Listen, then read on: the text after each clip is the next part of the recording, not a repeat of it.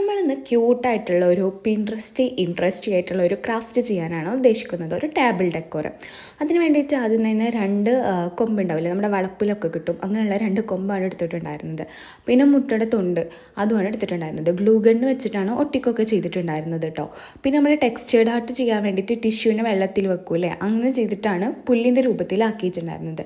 പിന്നെ ഈ കളറിൻ്റെ ലിങ്ക് ആർക്കെങ്കിലും വേണമെന്നുണ്ടെങ്കിൽ കമൻറ്റ് ചെയ്യാമെന്നുണ്ടെങ്കിൽ ഞാൻ ലിങ്ക് കൊടുക്കാം കേട്ടോ.